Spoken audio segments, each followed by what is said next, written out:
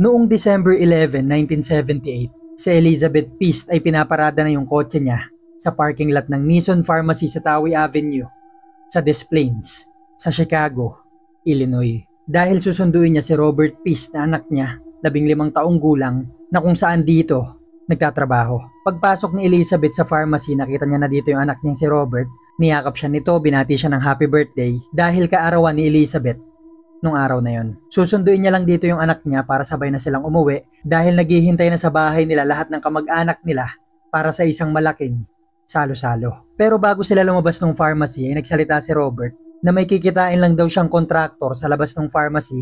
Hintayin na lang daw siya dito sa loob. Sandali lang daw yun dahil yung kontraktor daw na yun ay nag-aalok sa kanya ng $5 kada oras na doble ng sahod niya sa pharmacy. Kaya't ang ginawa ni Elizabeth ay umupo na muna siya sa loob at pinagmasdan niya yung anak niya na lumabas ng gate. Tuwang-tuwa si Elizabeth sa anak niya na to dahil kumukuha ito ng iba't ibang trabaho para makapag-ipon sa pag-aaral nito sa kolehiyo. Ang lingid lang sa kaalaman ni Elizabeth, nung sandaling pinapanood niya yung anak niya lumabas ng gate ng pharmacy, ay ayun na rin yung huling sandali na makikita niya yung anak niyang si Robert na buhay. Dahil magiging isa ito sa mga naging biktima ng serial killer na mas kilala sa tinatawag na Killer Clown of America.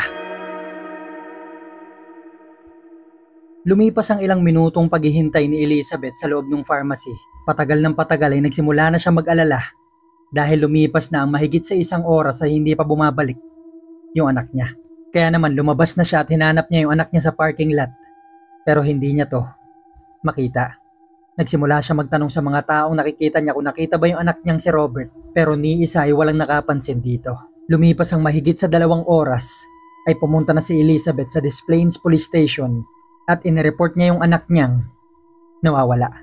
Nagsimula naman mag-imbestiga yung mga pulis dito hanggang sa kinabukasan ay nakausap nila yung may-ari ng pharmacy. Ang sabi nito ay may isang kontraktor daw na nag-remodel ng pharmacy nila na maaaring parehong kontraktor na nag-alok ng trabaho kay Robert na siyang nakausap nito sa parking lot.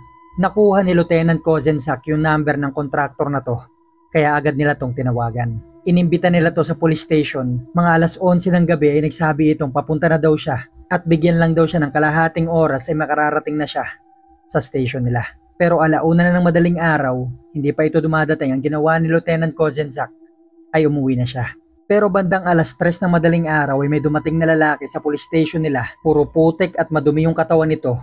At sinabi nito ang pangalan niya daw ay John, na kontraktor na pinapatawag nila patungkol sa pagkawala ni Robert Pist. Pero nakauwi na nun yung pulis na mag-i-interview sa kanya. Kaya sinabihan siya bumalik na lang kinaumagahan. Bumalik naman ito at nakausap ito ni Lieutenant Kozensak. At dito ay nalaman nila na ang pangalan ng kontraktor na to ay John Wayne Gacy. Nung oras na yon, si Lieutenant Kozensak ay meron ng warrant of arrest. Kaya naman kinukuha nila yung susi ng bahay ni Gacy para i-search kung nandito si Robert Pist. Malakas ang loob ng mga pulis na may kinalaman si Gacy sa kaso na to dahil nakulong na pala to ilang taon nang nakakalipas sa parehong kaso. Kasong panghaharas sa mga batang lalaki.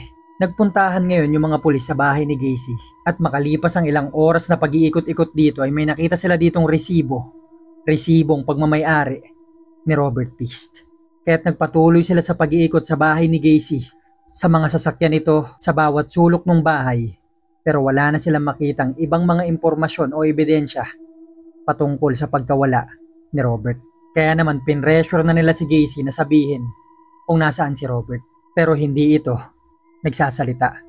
Wala daw siyang kinalaman dito, inalok niya lang to ng trabaho at hindi niya alam kung saan to napunta. Dahil sa kakulangan ng ebidensya at ayaw nitong umamin, ay minanmanan nila si Gacy. Makalipas ang ilang araw noong December 15, yung isa sa mga bagay na nakita ng mga pulis sa bahay ni Gacy, ito ay isang singsing na pagmamayari pala ni John Zick, 19 na taong gulang, na i-report na nawawala noong January 20, 1977. At yung ilan sa mga empleyado ni Gacy sa construction company niya ay nagsumbong sa mga pulis na yung ilan daw sa mga empleyado nito ay nawala din. Na kung ano man yung nangyari sa mga to ay hindi pa nalalaman. Dito ay palakas na ng palakas at parami na ng parami yung mga ebidensya laban kay Gacy.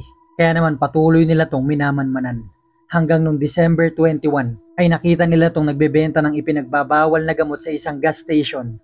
Kaya naman inaresto nila to At patuloy yung mga pulis sa pag-question kay Gacy patungkol sa gamit ni John Zick sa bahay niya at sa pagkawala ni Robert Pist. Hanggang sa siguro sa patuloy ng pagtatanong ng mga pulis ay na-pressure na nga siya, ay inamin niya nang nasa bahay niya daw talaga si John Zick na mahigit sa 1 taon nang nawawala. Pero hindi lang si John Zick ang nasa bahay niya, kundi maging yung mahigit sa 20 mga lalaking mga nawawala sa makalipas na mga taon sa Chicago, Illinois, na siyang ikinagulat ng mga pulis maging yung mga taong nakakakilala kay John Wayne Gacy. Kaya naman nung parehong araw nagpuntahan yung napakaraming pulis sa bahay nito para hanapin yung mga lalaking sinasabi niya. At dito ay kakilakilabot yung mga bagay na nakita nila, na maging yung mga pulis na sanay sa mga ganitong kaso ay nagkaroon ng trauma dahil sa mga bagay na nasaksihan nila na kailanman ay hindi nila maisip na may tao palang kayang gumawa ng mga ganitong mga karumal-dumal na krimen. Sa sobrang lala ng krimen na to, nung napabalita ito, yung mga taong nakatira sa paligid ng bahay nito ay lumipat ng ibang lugar para talikuran at kalimutan yung lugar dahil alam nila magiging mantsa na to sa kasaysayan ng Illinois. Sa kwento na to ay maririnig natin ang kwento ni John Wayne Gacy na siyang pinakauna at orihinal na killer clown. Alamin din natin kung sino yung mga lalaking na biktima niya, anong nangyari sa mga to, at saan sila natagpuan. Pero bago natin simulan tong kwento ay gusto ko lang ipakita sa inyo yung ilan sa mga design ng merch ng Dark Archives. Gusto kong malaman yung mga opinion nyo sa mga design na to. Meron pa yung neck label, sleeve tag at hem tag.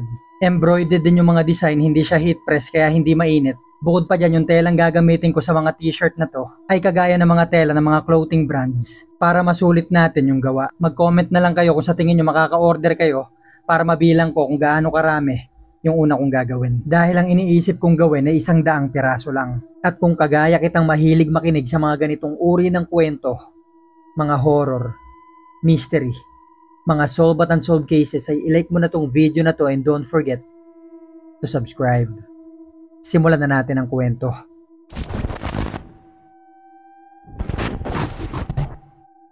Noong March 17, 1942, ay tuwang-tuwa si John Stanley Gacy dahil isinilang na ng asawa niyang si Marion Elaine Robinson ang una nilang lalaking anak.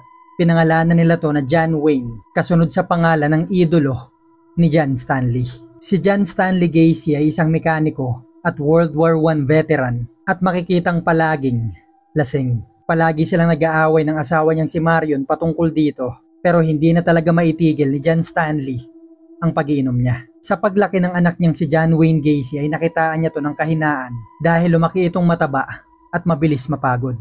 Unang anak niya tong lalaki at gusto niya sana ay malakas to at sumunod sana sa yapak niya. Pero dahil lumalaki nga tong mataba at mahina ay palagi niya tong kinaiinitan ng ulo. Sa paglaki ni John Wayne Gacy ay hindi siya nakaiwas sa pambubugbog at pang-aabuso ng tatay niyang si John Stanley. Palagi siyang minamaliit nito, sinasabihan siyang mahina, mangmang at astang babae. Palagi rin siyang kinukumpara nito sa ibang mga anak ng mga kaibigan niya. Kaya hindi maiiwasan ng lumalaki si John Wayne ay mababa ang kumpiyansa niya sa sarili. Nung nasa mga 6 at 10 taong gulang si John Wayne ay napansin ng mga magulang niya na mahilig siya sa mga gamit at laro ng mga babae, na siya naman lalong naging dahilan ng pagkagalit ng tatay niya. Nung nag-aaral na si John Wayne ay hindi siya nakakasali sa mga sports sa school nila dahil mabilis nga siyang hingalin, manghina. Kaya naman inaasar siya ng mga kaklase niya at kinalaunan nalaman din nila na meron pala siyang problema sa puso. Kasabay pa niyan ay palagi siyang inaatake ng epilepsy, palagi siyang nahihimatay kaya naman pabalik-balik sila sa ospital.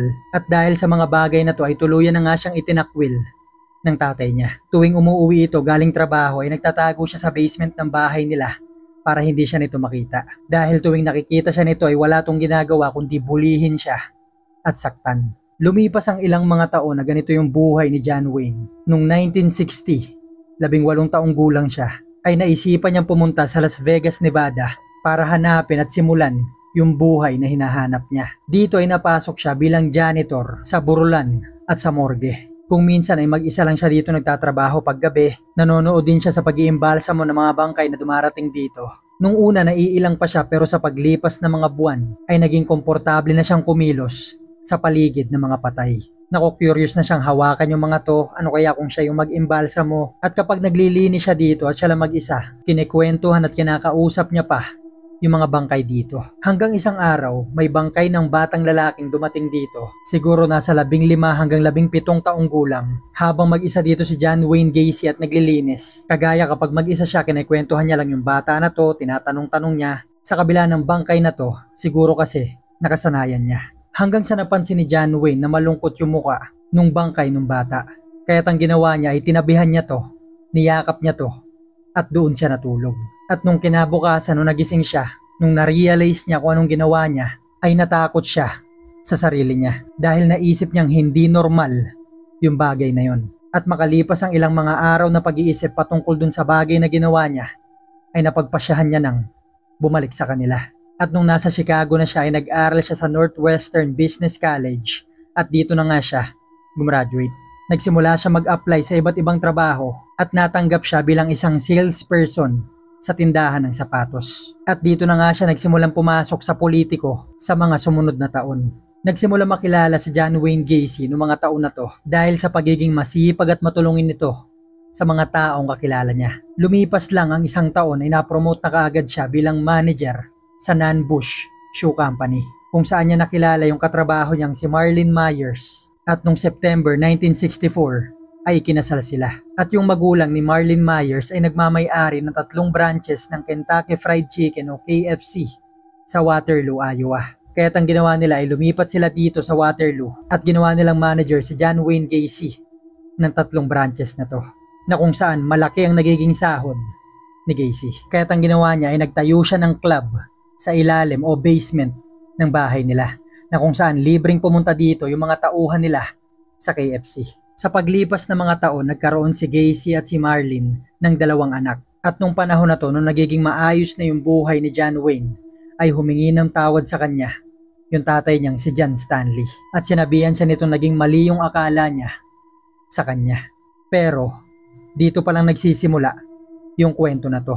Dahil tuwing nagiinuman yung mga empleyado nila John Wayne Gacy sa basement nila at nagiinuman sila dito, lingid sa kaalaman ni Marlene Myers na yung asawa niyang si Gacy ay nanghihipo dito ng mga trabahador nilang lalaki. Sa kabila ng meron itong asawa at 2 anak. May mga pagkakataon na yung ilan sa mga lalaking trabahador nila Gacy ay nagagalit sa kanya kapag hinihipuan niya.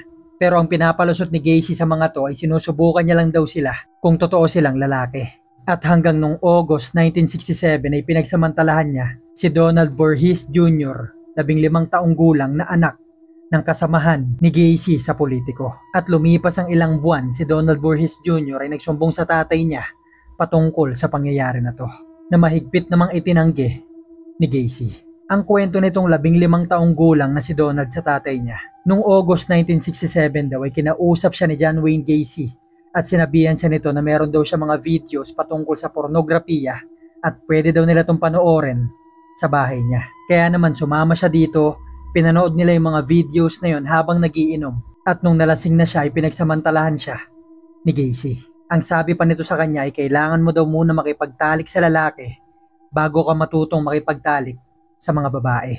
Nung na-report ito sa pulis ay agad nilang inaresto si Gacy at mula dito ilan pang mga batang lalaki ang lumapit sa mga pulis at sinabing pinagsamantalahan din daw sila nito. Pero ang sabi ni Gacy, sinisiraan lang daw siya ng mga to. May mga tao lang daw talagang naiinggit sa kanya at sa buhay na meron siya.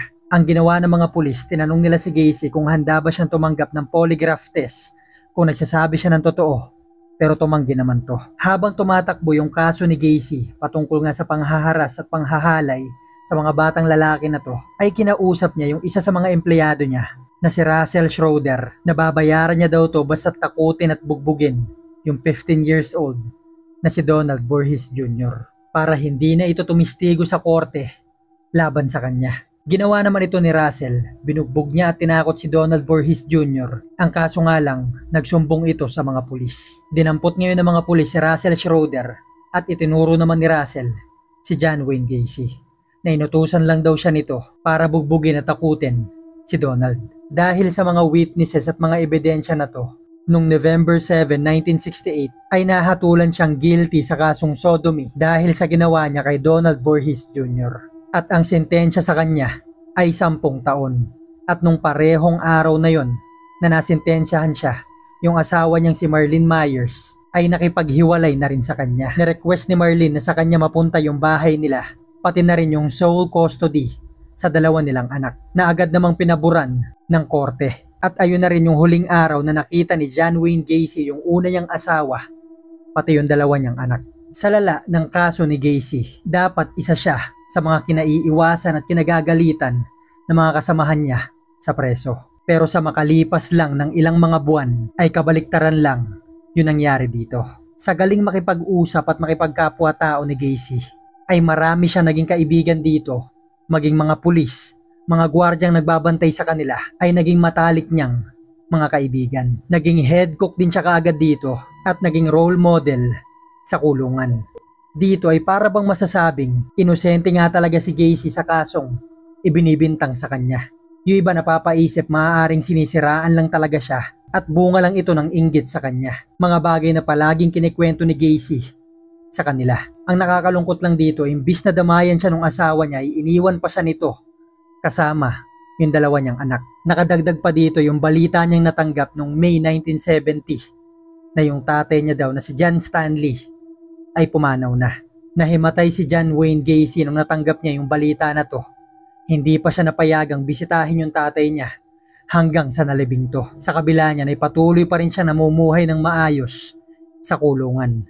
At hanggang nung June 18, 1970, makalipas lang ang 18 buwan, ay pinalaya na si John Wayne Gacy dahil sa magandang pag-uugali nito sa kulungan at hindi na pinatapos sa kanya yung 10 taong sentensya sa kanya. Napaisip na lang yung mga tao na siguro nga hindi totoo yung mga ibinibintang sa kanya. Ang kaso nga lang, noong February 12, 1971, wala pang 1 taon ang nakakalipas nung nakalaya siya, ay may isang batang lalaking pumunta sa police station. Sinusumbong niya si Gacy na tinangka daw siya nitong pagsamantalahan at pinipilit siya makipagtalik sa kanya. Pero nung dumating na yung araw ng hearing nila ay hindi pumunta yung batang lalaki na to, kaya naman na-dismiss yung kaso.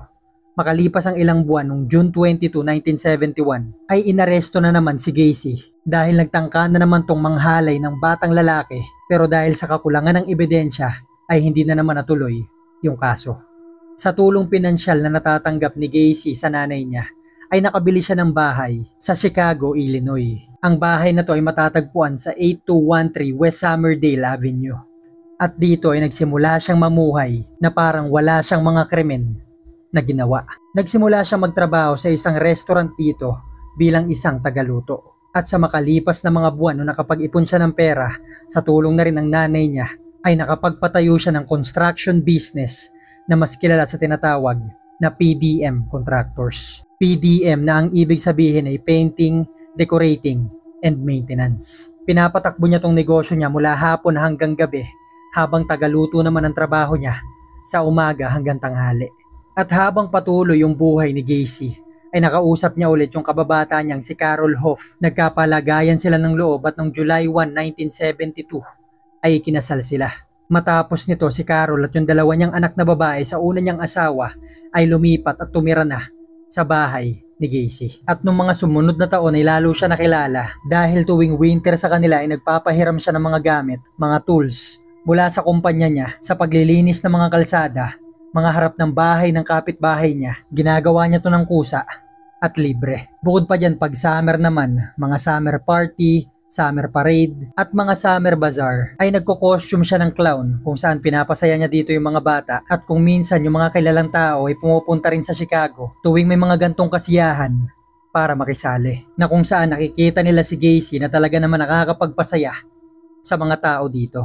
Taon-taon niya tong ginagawa kaya lalo pa siyang nakilala. Ang tawag sa kanya ng mga bata dito ay Jolly Joker, Pogo the Clown, Patches the Clown, at kung minsan naman ay Happy Clown.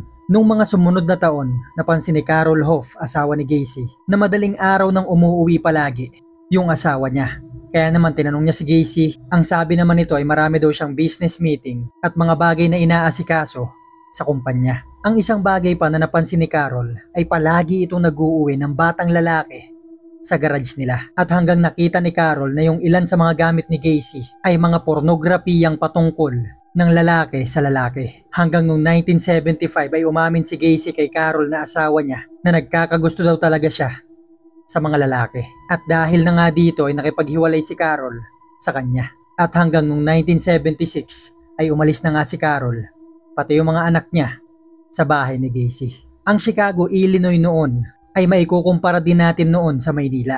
Maraming mga tao ang bumabiyahe dito galing sa iba't ibang lugar para maghanap ng oportunidad at magsimula ng panibagong buhay. Ang nakakakilabot naman sa Chicago mula 1975 hanggang 1978 ay sunod-sunod ang report ng pagkawala ng mga tao dito. Yung iba dito ay nakatira sa Chicago, yung iba ay napadaan lang, yung iba naghanap lang ng trabaho pero hindi na ulit sila nakita. Ano man nangyari sa kanila at saan sila napunta ay hindi na nalaman. Ang katakataka lang sa mga taong nawala na to, karamihan sa kanila ay mga kabataang lalaki, 14 hanggang 21 taong gulang. Hindi lahat ng mga report sa mga pulis patungkol sa mga pagkawala ng mga bata na to ay siniseryoso nila ang pag-iimbestiga. Dahil ang iniisip nila mga pulis, maging ng mga tao sa Chicago, ay baka naglayas lang yung mga to, nagrebelding anak, o kaya naman mga nagsipag-asawa na. Hanggang dumating na nga yung araw ng December 11, 1978, bandang 11:30 ng gabi, ay dumating si Elizabeth Pist sa Des Plaines Police Station at nakausap niya dito si Lieutenant Kozenzak at dito ay inireport niyang nawawala daw yung anak niyang si Robert. Yung anak ni Lieutenant Kozenzak ay kay schoolmate ni Robert, kaya naman kilala niya tong anak ni Elizabeth. Isa itong masipag na estudyante, working student, kaya alam niyang hindi ito maglalayas. Alam ni Lieutenant Kozenzak noong mga oras na yon na yung kaso na to ay iba sa mga kasong natanggap nila patungkol sa pagkawala ng mga kabataan sa Chicago. Kaya naman nagsimula na sila mag-imbestiga hanggang kinabukasan ay nakausap niya yung may-ari ng pharmacy kung saan nagtatrabaho itong si Robert Pist. Nalaman nilang may kontraktor na nag-aayos sa isang parte ng pharmacy na yun. Kinuha nila yung number dahil maaaring ito rin yung parehong kontraktor na kinausap ni Robert Pist sa parking lot nung pharmacy bago siya nawala. At dito na nga nila kinausap at naimbestigahan si John Wayne Gacy. Maraming mga tao noon na hindi naniniwala na may kinalaman si Gacy sa pagkawala ni Robert. Dahil kahit minsan na ito nakulong ay kita naman nila na nagbagong buhay na siya. Bandang alas 11 ng gabi noong December 12 ay nakausap ni Lieutenant Kozenzak sa telepono si Gacy. Sinabihan niya to na pumunta sa Des Plaines Police Station dahil may ilan silang katanungan patungkol sa pagkawala ng isang batang lalaki na nagtatrabaho sa pharmacy. Ang sagot naman ni Gacy sa kanya, bigyan lang daw siya ng 30 minutes at nandun na siya sa police station. Pero lumipas na ang 2 oras, bandang 1:00 ng madaling araw ng December 13, ay wala pa rin si Gacy. Ang ginawa ni Lieutenant, nagpagawa siya ng warrant of arrest. Pagkatapos ay umuwi na siya. Lumipas ang 2 oras, bandang 3:00 ng madaling araw, sabay dumating si Gacy sa police station na puro putik yung katawan. Kaso nung oras nga na yun ay nakauwi na si Lieutenant Kozenzak at sinabihan siya ng mga pulis dito na bumalik na lang sa umaga. Bumalik naman si Gacy kinaumagahan at nakausap niya si Lieutenant Kozenzak pero sa gulat niya ay meron na kaagad itong warrant of arrest. Kaya't pinipilit siya ng mga pulis na ibigay yung susi ng bahay niya dahil isi-search nila to. Nung una ay tumanggi pa si Gacy na ibigay yung susi pero kinalaunan ay pumayag din siya. Kaya naman agad pumunta sila Lieutenant Kozenzak sa bahay nito. Sinearch nila bawat kwarto, bawat sulok ng bahay nito, pati yung mga sasakyan niya. Ang nakita nilang gamit dito na maaaring gamit ni Robert ay isang resibo na sabi ng mga magulang niya ay resibong nasa wallet daw ng anak nila. Pero ang ilan sa mga bagay na napansin ng mga pulis sa bahay nito ay marami itong mga video patungkol sa pornografiya ng lalaki sa lalaki. Meron din siya mga tali dito, posas at iba't ibang mga gamit ng isang lalaki. Kaya't ang ginawa nila ay kinuha nila yung ilan sa mga to. Sa kakulangan ng mga ebidensya labang kay Gacy sa pagkawala ni Robert ay nirelease na nila to mula sa kulungan pero sa makalipas na mga araw ay patuloy nila tong minamanmanan. Noong December 15 nalaman ng mga pulis na yung isa sa mga gamit na kinuha nila sa bahay ni Gacy, isang singsing, ay pagmamayari pala ni John Zick, isang 19 years old na nawala noong January 20, 1977. At noong December 21, 1978 ay nakita nga nila si Gacy na nagbebenta ng ipinagbabawal na gamot sa isang gas station. Kaya inaresto nila to at dito na nila siya tinanong kung bakit nasa bahay niya yung singsing ni John Zick. Nung una ay itinanggi niya pa yung mga bagay na to, pero kinalaunan ay inamin niya na rin na nasa bahay niya nga daw talaga si Janzik. Pero hindi lang si Janzik yung makikita nila dito, kundi mahigit 20 mga kabataan pa ang kasama nito. Pumunta yung mga pulis sa bahay ni Gacy na kasama siya at pinaturo sa kanya kung saan matatagpuan yung mga batang sinasabi niya. At dito ay nagsimula na siyang magturo sa iba't ibang parte ng bahay niya. Nagsimula siya magturo sa ilalim ng sala nila. Dito daw ay marami silang matatagpuan.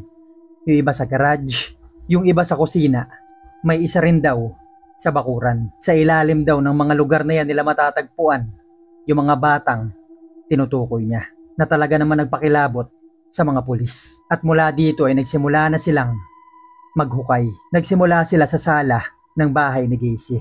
Tinanggal nila yung kahoy na sahig nito at dito ay bumaba sila isa-isa. Dahil may silong ito kung tawagin ay crawl space. Wala naman sila napansing kakaiba dito bukod sa simentado yung sahig. Kaya naman tinibag nila to at nagpatuloy sila sa paghuhukay. Pagkatibag nila nung simentadong sahig nung silong nung bahay ni Gacy ay nagsimula na sila makaamoy ng masangsang na amoy. At wala pang 1 metro sa paghuhukay nila ay nagsimula na sila makakita ng mga bangkay sa ibabaw ng mga bangkay at marami pang mga bangkay sa ilalim nito. At sa makalipas na mga buwan ay patuloy lang silang naghuhukay dito. Natapos lang sila nung March 1979. Mahigit 3 buwan ang nakakalipas mula nung umamin si Gacy sa mga krimen na ginawa niya. Umabot sa 29 na mga bangkay ang nakuha nila sa ilalim ng property ni Gacy.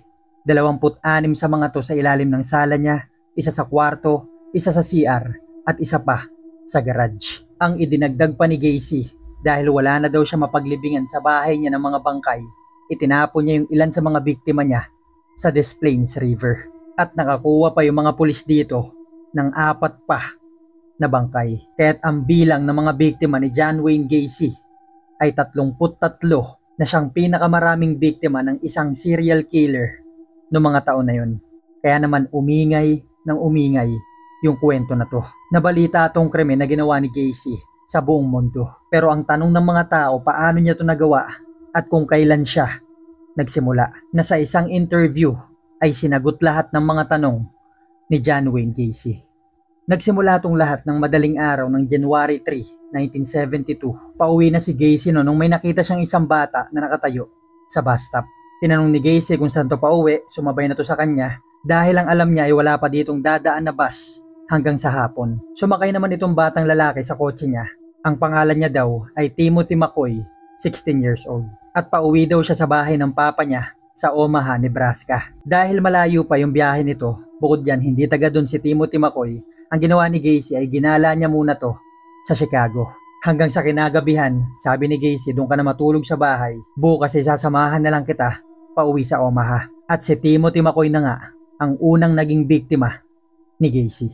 Natulog silang dalawa sa bahay ni Gacy nung gabi nung January 3. Kinabukasan ng umaga, January 4, nung nagising si Gacy, nakita niya si Timothy McCoy na nakatayo sa pintuan ng kwarto niya at may hawak itong kutsilyo. Inagaw niya yung kutsilyo sa kamay ni Timothy at nung nakuha na to ni Gacy ay ginamit niya to sa pagpatay kay Timothy. Sa takot niya na baka may makakita ng bangkay nito pag nilibing niya kung saan, naisip niyang ilibing na lang to sa ilalim ng bahay niya. Tinanggal niya yung mga kahoy sa sahig ng sala nila at nagsimula siyang maghukay sa silong nito. Yung pangalawang biktima naman ni Gacy ay nangyari noong January 1974. 2 taon ang nakakalipas mula nung una niyang biktima. Yung pangalawang biktima niya na to ay hindi pa rin nalalaman hanggang ngayon kung sino. Basta't ang sabi ni Gacy, ang nangyari daw nun, nakita niya daw tong lalaki na to sa gilid ng kalsada naglalakad mag-isa. Niyaya niya tong makipagtalik sa kanya pero babayaran niya to, na agad naman tong pumayag. Nangyari yung pagtatalik nila sa bahay ni Gacy at matapos nila magtalik, nung nagkaroon siya ng pagkakataon, ay tinalian niya ng wire sa leeg yung lalaki na to hanggang sa hindi na to makahinga. Nung sa tingin ni Gacy na wala na tong buhay, patuloy pa rin niya tong sinasakal para masigurado niyang hindi na to gagalaw. Nung masigurado niyang wala na tong buhay, itinago niya yung bangkay nito sa damitan niya na nasa kwarto niya. Pero sa paglipas ng ilang mga araw ay nayayamot si Gacy dahil yung bangkay nito ay naglalabas ng mga tubig at dugo sa bibig at sa ilong niya.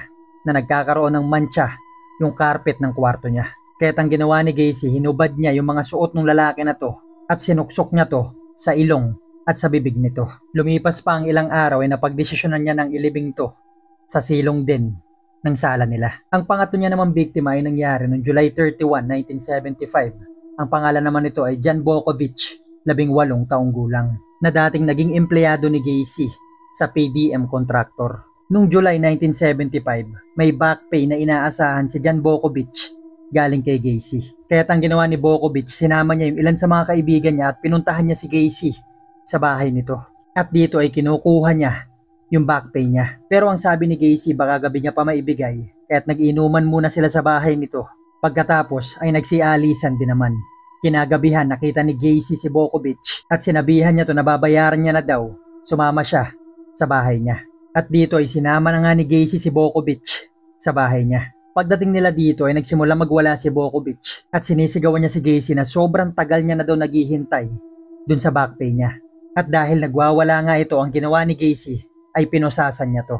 Ang sabi niya, pakakawalan kita pag huminahon ka na. Pero ang sabi ni Bokovic, pag nakawala daw siya sa pagkakaposa sa kanya ay papatayin niya si Gacy. Kaya't nung oras na yon, nung narinig ito ni Gacy, ay wala na siyang planong pakawalan to. Ang ginawa ni Gacy, hiniga niya si Bokovic sa sahig at inupuan niya sa dibdib. At makalipas ang ilang minuto ay nagsimula na itong magmakaawa sa kanya dahil hindi na daw siya makahinga. Ang ginawa ni Gacy, dinapa niya yung katawan ni Bokovic, tinalian niya ng wire yung liig at sinakal niya to hanggang sa mawalan na to ng buhay. Itinago niya yung bangkay nito sa garage nila, pero nung magsisimula na siya maghukay sa silong ng sala nila ay biglang umuwi yung asawa niya noon na si Carol Hoff kasama yung mga anak nito. Kaya't ang ginawa ni Gacy, sa garage na lang siya naghukay at doon niya to inilibing. Ang pang-apat niya namang biktima ay nangyari noong April 6, 1976. Ang pangalan nito ay Daryl Samson, 18 taong gulang. Inalok niya to ng trabaho sa bahay niya na may aayusin daw dito. Pero ang ginawa ni Gacy ay pinusasan niya to nung nagkaroon siya ng pagkakataon. Kagaya nung una, sinakal niya to hanggang sa mawalan ng buhay. Nung taon na to, 1976, dito na nagsunod-sunod yung mga biktima niya. Makalipas ang isang buwan pagkatapos kay Daryl Samson, nung May 30 naman ay na-report na nawawala si Samuel Stapleton. Kinabukasan, May 14, na-report namang nawawala si Randall Refet. Yung parehong bangkay nila ay natagpuan sa silong ng sala ng bahay ni Gacy. Wala pang isang buwan, nung June 3, 1976 ay na-report namang nawawala si Michael Bonin, 17 taong gulang. Inalok din to ng trabaho ni Gacy. Pagkatapos ay sinakal niya kagaya ng mga una niyang biktima gamit yung wire na ginagamit niya at inilibing niya naman to sa silong ng kwarto niya. Lumipas lang ang ilang araw ay na-report namang nawawala si Rick Johnston, 17 taong gulang, na natagpuan din yung bangkay sa ilalim ng sala ni Gacy. Lumipas ulit ang 5 araw, June 13, 1976 ay na-report namang nawawala si William Billy Carroll Jr., 16 na taong gulang, na yung bangkay ay natagpuan sa tabi ni Rick Johnston. Nung sumunod na buwan, August 5, 1976 ay na-report namang nawawala si James Hackinson at yung bangkay nito ay natagpuan sa tabi din ni Rick Johnston. Lumipas ang 2 buwan, noong October 25, 1976 ay na-report naman ang pagkawala ni Kenneth Parker, 16 na taong gulang, at si Michael Marino, 14 na taong gulang. Yung dalawa na to ay kaibigan ng pang-apat na biktima ni Gacy na si Daryl Samson. Natagpuan din tong dalawa nakatabi ng kaibigan nila sa ilalim ng sala ni Gacy. Lumipas ulit ang 2 buwan, noong December 11, 1976 ay na-report namang nawawala si Gregory Gadzik, 17 taong gulang, na ang bangkay ay natagpuan nakatabi ni Michael Marino. Noong January 20, 1977 naman ay nawala si Janzik, 19 na taong gulang, na kung saan yung singsing nito ay kinuha ni Gacy at itinabi niya sa mga koleksyon niya. Yung bangkay naman nito ay natagpuan sa tabi ni Gregory Gadzik. Lumipas ulit ang 2 buwan, March 15, 1977, na-report namang nawawala si John Prestige, 20 taong gulang, na yung bangkay nito ay natagpuan malapit sa bangkay ni Janzik. Noong July 5 naman, 1977 ay na-report na nawawala si Matthew Bowman. Kagaya ng mga unang biktima, ang bangkay nito ay natagpuan sa ilalim ng sala ni Gacy. Lumipas ang ilang buwan, noong September 15, 1977, na-report namang nawawala si Robert Gilroy, 18 taong gulang, na anak ni Sergeant Gilroy na pulis sa Chicago na yung bangkay nito ay natagpuan malapit sa bangkay ni John Prestige. Lumipas ang 10 araw, September 25, 1977, ay na-report namang nawawala si John Mowery, 19 na taong gulang, na yung bangkay ay natagpuan naman sa tabi ni Robert Gilroy. Lumipas ang 1 buwan, na-report namang nawawala si Russell Nelson, 21 taong gulang, noong October 17, 1977. Lumipas ulit ang 1 buwan, noong November 10, 1977, na-report na nawawala si Robert Winch, 16 na taong gulang. 8 araw ang lumipas, November 18, 1977, na-report namang nawawala si Tommy Bowling na 20 taong gulang. Wala pang 1 buwan, December 9, 1977, na-report namang nawawala si David Talsman, 19 na taong gulang, na yung bangkay ng mga yan ay natagpuang magkakatabi sa ilalim din ng sala ni Gacy. Nung sumunod na taon, 1978, ay patuloy pa rin ang pagkawala ng mga batang lalaki na pumupunta o nakatira sa Chicago, Illinois.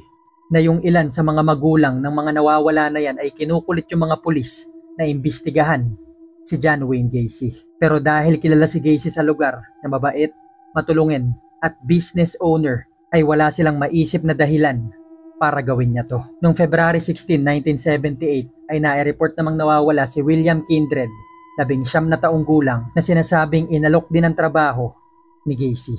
Lumipas ang ilang buwan, kalagitnaan ng June 1978, na-report namang nawawala si Timothy O'Rourke, 20 taong gulang, pero dahil wala nang mapaglibingan si Gacy sa parte ng bahay niya, ang ginawa niya ay itinapon niya to sa Illinois River. Lumipas ulit ang ilang buwan, November 4, 1978, na-report namang nawawala si Frank Landingin, 19 na taong gulang, na natagpuan naman sa Des Plaines River. Makalipas ang 20 araw, November 24, na-report namang nawawala si James Mazzara, 20 taong gulang, na ang bangkay ay itinapon din ni Gacy sa Des Plaines River. At hanggang noong December 11, 1978, ay na-report nang nawawala si Robert Peace, 15 taong gulang, na siyang naging huling biktima ni Gacy. May 6 pang biktima si Gacy na hindi ko na nabanggit. Yung 5 dito ay natagpuan sa ilalim ng bahay ni Gacy at yung isa naman ay sa Des Plaines River. At yung 6 na to hanggang ngayon ay hindi pa rin nalalaman kung sino sila. Nung in-interview si Gacy at tinanong siya kung bakit niya to nagawa, ang sabi niya ay patapon na naman daw yung buhay ng mga to, kaya hindi siya nakukonsensya. Ni hindi siya humingi ng pasensya sa mga magulang o kamag-anak nung 33 mga biktima niya. Napag-alaman din ng mga tao na lahat ng mga biktima niya ay pinagsamantalahan niya muna bago niya ilibing o itapon sa ilog ng Illinois. Nahatulan si John Wayne Gacy ng 33 counts of murder at death penalty ang ipinataw sa kanya. Nung nasa death row pa siya ay marami nag-i-interview sa kanya at kinikwento niya pa kung paano niya ginawa yung mga krimen na to. Pero nung lumilipas na yung mga taon ay tinatanggi na ni Gacy na siya daw yung pumatay sa mga to. Ang sabi niya pa ni hindi niya daw nakita ni isa sa mga bata na yan. At nung umaga ng May 9, 1994 ay inilipat na siya sa Stateville Correctional Center sa Illinois at kinahaponan ay pinayagan siyang kumain kasama yung mga kamag-anak niya. Ang hiniling niyang pagkain ay manok, french fries, fried shrimp, strawberry at diet coke. At kinagabihan ay binasbasa na siya ng pari ng Katoliko. At nung madaling araw ng May 10, 1994 ay itinurok na nga yung chemical sa katawan niya na magdudulot ng sobrang hapdi sa iba't ibang bahagi ng katawan niya hanggang siya ay mamatay. Ang huling salita na lumabas sa bibig ni Gacy ay "kiss my ass." Nung madaling araw na to, nung May 10, 1994, libo-libong mga tao ang nagtipon-tipon sa labas ng Stateville Correctional Center para suportahan ang pagpatay kay Gacy. May mga t-shirt pa sila at slogan na ang nakalagay ay "No Tears for Clown." Sa kabilang banda naman ay may mga tao din nagtitipon sa labas nito na tutol sa death penalty.